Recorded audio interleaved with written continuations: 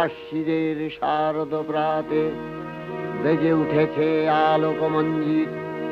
ধরণীর বহিরাকাশে অন্তরিত মেঘমালা, প্রকৃতির অন্তরাকাশে জাগরিত জ্যোতির্ময়ী জগন্মাতার আগমন বার্তা। আনন্দময়ী মহামায়ার পদধ্বনি অসীম ছন্দে বেজে উঠে রূপলোক ও রসলোকে আনে নবভাব মাধুরীর সঞ্জীবন।